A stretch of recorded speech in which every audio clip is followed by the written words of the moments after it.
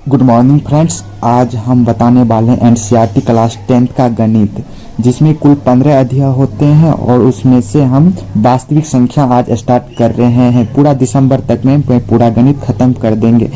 तो चलिए वास्तविक संख्या में पढ़ा देता हूँ। एक्सरसाइज बनाने से पहले मैं कुछ बेसिक बता देते हैं ताकि एक्सरसाइज बनाने में आपको कोई दिक्कत ना हो। चलिए मैं बता देते हैं वास्तविक संख्या क्या है। संख्या पे कुछ चर्चा कर लेते हैं। संख्या के दो प्रकार होते हैं।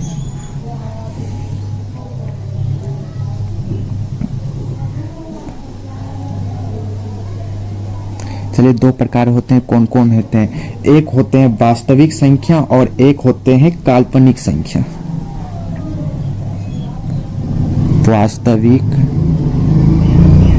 वास्तविक संख्या और एक होते हैं काल्पनिक संख्या।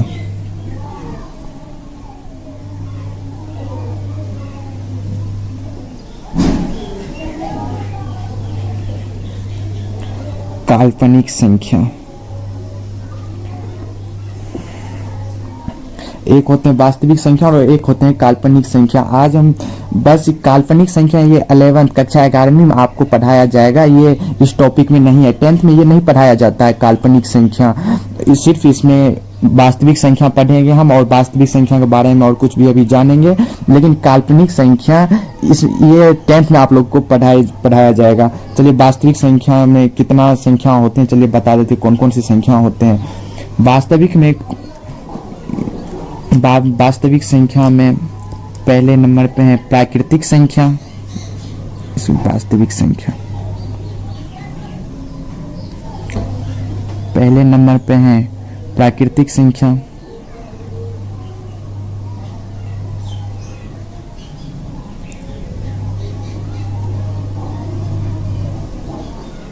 प्राकृतिक संख्या और दूसरा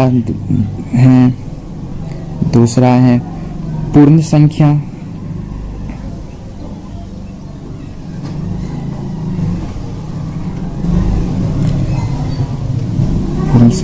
और तीसरा है पूर्णांक संख्या।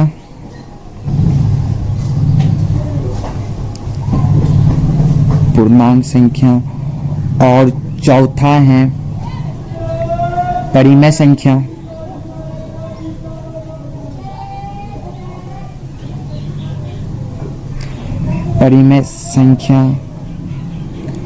और पांचवा है अपरिमेय संख्या।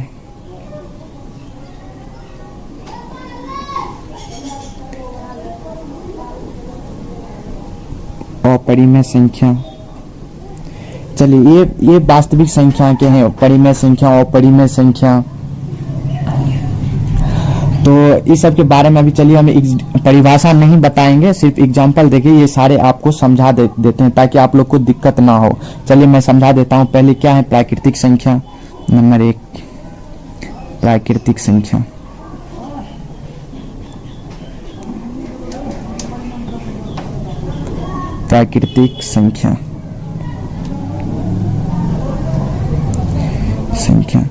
प्राकृतिक संख्याओं को n से सूचित किया जाता है, जिसे नेचुरल नंबर कहते हैं। n से सूचित किया जाता है जिसे नेचुरल नंबर कहते हैं प्राकृतिक संख्या को n। इसको एग्जाम्पल से हम समझा देते हैं। गिनती की संख्या को प्राकृतिक संख्या कहते हैं, मतलब जितना भी काउंटिंग है जैसे 1 2 3 4 ये सब प्राकृतिक संख्या है। चलिए लिख देते हैं 1 2 3 4 ये सब प्राकृतिक संख्या है। डैश डैश डैश डैश अनंत तक ये सारे प्राकृतिक संख्या है। आप दूसरा समझा देते हैं। दूसरा है पूर्ण संख्या।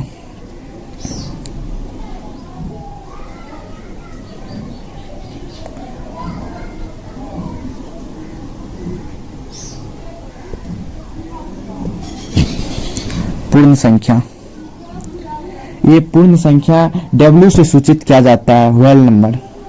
पूर्ण संख्या जीरो सहित नेचुरल नंबर, जीरो सहित जीरो सहित गिनती की संख्या को प्राकृतिक संख्या कहते हैं, यानी जीरो सहित प्राकृतिक संख्या को ही पूर्ण संख्या कहते हैं। जैसे यहाँ पे हो जाएगा, जीरो लगा देंगे प्राकृतिक संख्या में, हो गया पूर्ण संख्या। चलिए जैसे 0 1 2 3 4 etc मतलब अनंत अनंत। चलिए अब है पूर्णांक संख्या। चलिए पूर्णांक संख्या,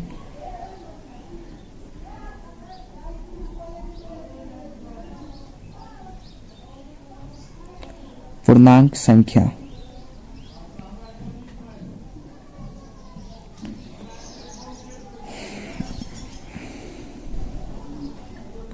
पूर्णांक संख्या को z से सूचित किया जाता है, z से सूचित किया जाता है। जैसे 0 1 2 3 4 etc अनंत। यहाँ -1 -2 -3 अनंत अनंत। ये सब ये सारे पूर्णांक संख्या है। अब बच गया दो कौन कौन बच गया? परिमेय संख्या और अपरिमेय संख्या। ये दोनों बहुत ही इंपॉर्टेंट है इस चैप्टर बनाने के लिए, एक्सरसाइज बनाने में बहुत ही ये।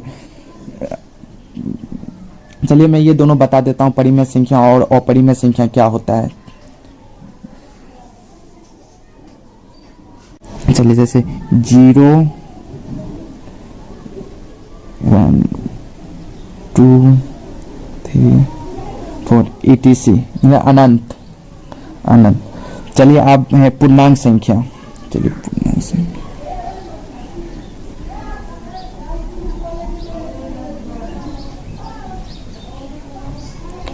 पूर्णांक संख्या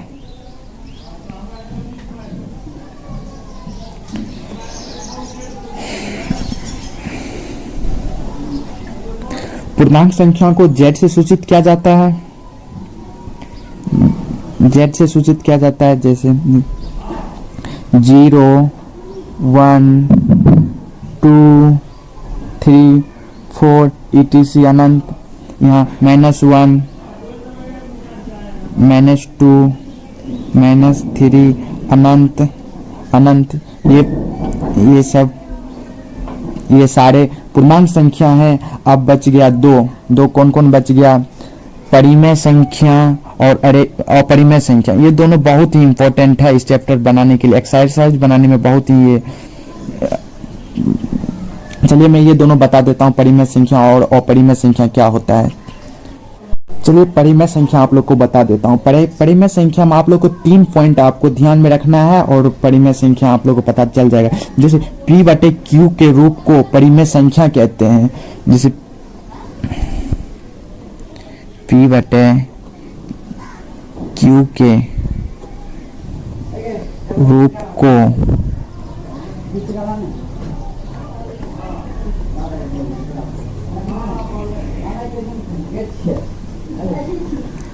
p/q के रूप को परिमेय संख्या कहते हैं। जैसे p/q के रूप में परिमेय संख्या कहते हैं जहां q बराबर 0 नहीं होगा, जहां q बराबर 0 नहीं होगा, q बराबर 0 नहीं होगा, q बराबर 0 नहीं होगा। चलिए और p और q पूर्णांक होते हैं, और p और q एक पूर्णांक होते हैं। अगर p और q एक पूर्णांक है, अगर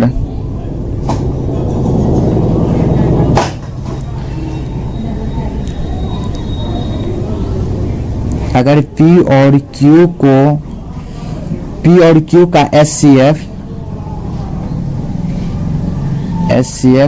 1 होता है, अगर p और q का HCF 1 होता है तब ये परिमेय संख्या है। अगर नहीं आता, ये सब को संतुष्ट नहीं करता है तो परिमेय संख्या नहीं है। चलिए मैं बता देता हूँ एग्जांपल संख्या। 0 क्या है? बहुत बार एग्जाम में पूछा जाता है ऑब्जेक्टिव टाइप के क्वेश्चन में। 0 क्या है? 0 एक परिमेय संख्या है, 0 परिमेय संख्या है।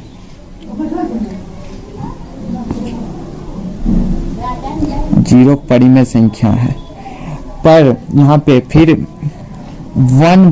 बाय जीरो क्या है, ये एक परिमेय संख्या है कि नहीं है?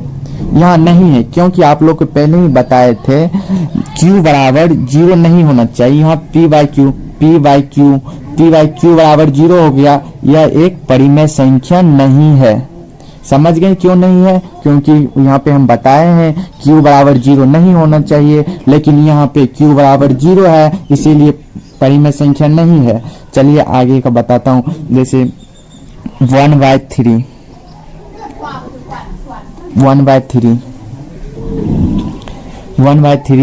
एक पूर्णांक है, 1/3 दोनों पूर्णांक हैं। ये परिमेय संख्या है या नहीं है?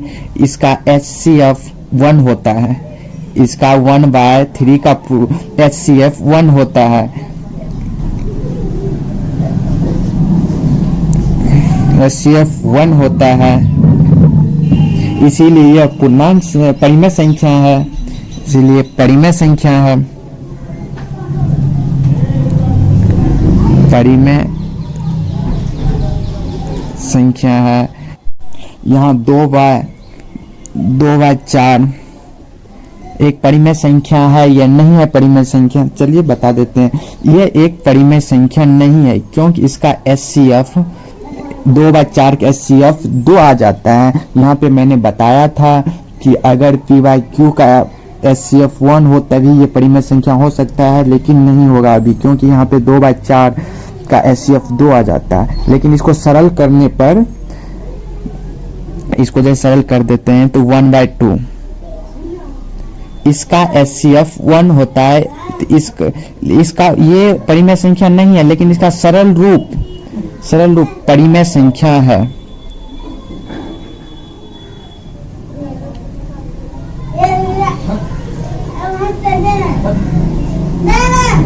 परिमेय संख्या है। चलिए आप बता देते हैं अपरिमेय संख्या क्या है। अपरिमेय संख्या, जो परिमेय संख्या नहीं हो उसे ही अपरिमेय संख्या कहते हैं। चलिए बता देते हैं अपरिमेय संख्या क्या है।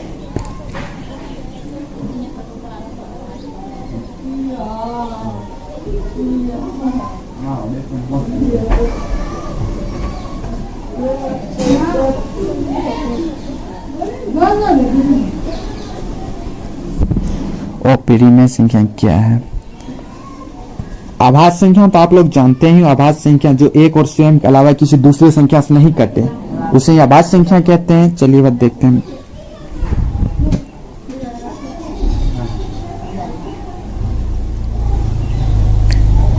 आभाज्य संख्या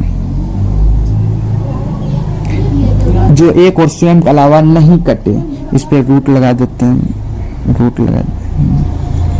चलिए, जो एक और स्वयं के अलावा नहीं कटे उसे आभाज्य संख्या कहते हैं। जैसे √5, ये एक अपरिमेय संख्या है, एक और स्वयं के अलावा 5 तो नहीं कटता है, ये एक अपरिमेय संख्या है।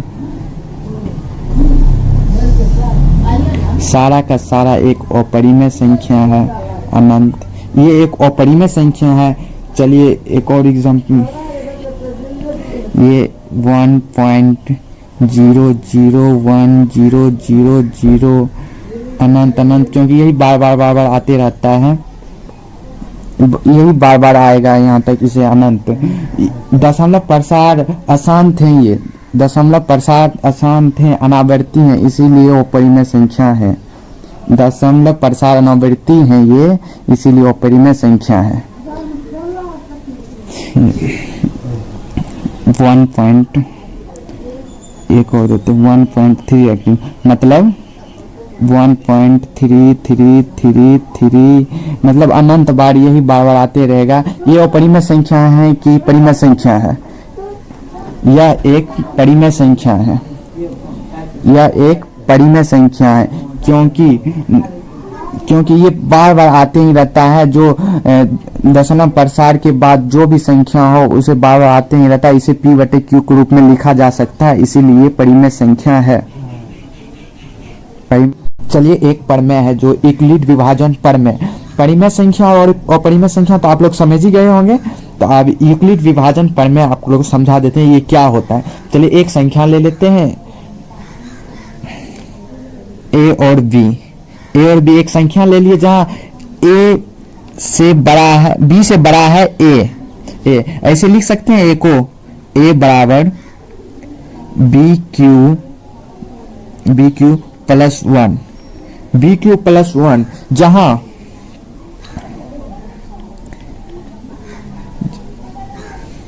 आर से बड़ा बी और 0 से बड़ा या छोटा आर रहेगा। समझ गए? जहां बी से छोटा आर और 0 के बराबर ये 0 से बड़ा आर रहेगा। चलिए आप लोग को जिसे इसे कहते हैं शेषफल, इसे कहते हैं शेषफल और इसे कहते हैं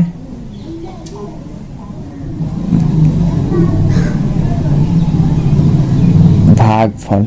इसे कहते हैं शेषफल और इसे कहते हैं भागफल। ये आर, सॉरी आर यहाँ लिखना था, आर सॉरी आर, जैसे आर को शेषफल कहते हैं और क्यू को भागफल कहते हैं। चलिए एक एग्जांपल से आपको समझा देता हूँ। चलिए ले लेता हूँ 9 और 2, ये हैं ए और ये हैं बी, ये हैं ए और ये हैं बी, तो बी से बड़ा है ए, बड़ा ले लिए, और छोटी संख्या से बड़े वाले संख्या में भाग देना है। चलिए 2 भागा 9, 2 चौके 8, 8 पेड़ में ये शेषफल 1 बच गया, जहां ये आर हो गए हैं और ये क्यू, जहां ये आर हो गए और ये क्यू हो गए। अतः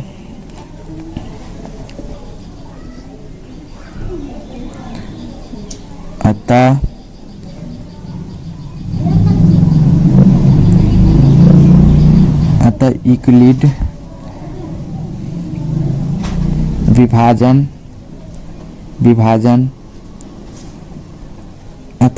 विभाजन प्रमेय द्वारा। चलिए यहाँ नीचे जगह नहीं है, यहाँ पे मैं बता देता हूँ। यहाँ पे चलिए, यहाँ पे 9 ए बराबर क्यू प्लस आर, ए 9 है, बी कितना है, बी ले लिए 2, क्यू है 4, यहाँ इंटू है, इंटू गुना प्लस शेषफल कितना है 1, 9 बराबर 8 प्लस 1, 9 बराबर 9, जहाँ left hand side right hand side के बराबर है। चलिए यही था यूक्लिड विभाजन पर में। मुझे आशा है कि ये आप लोग समझ गए होंगे। अगर समझ गए होंगे तो नेक्स्ट वीडियो में हम एक एक्सरसाइज 1.1 बनाएंगे। अगर अभी तक भी ये नहीं समझे तो हमें कमेंट में बता सकते हैं आप क्या नहीं समझे हैं। अगर अभी तक स्टडी विद श्रीमान चैनल को सब्सक्राइब नहीं किए हैं तो अभी तुरंत इसी वक्त सब्सक्राइब कर लीजिए, क्योंकि मैं इसी तरह का वीडियो बनाता रहता हूं और आप लोग को देता रहूंगा। चलिए मैं नेक्स्ट वीडियो में मिलता हूं। Thank you so much.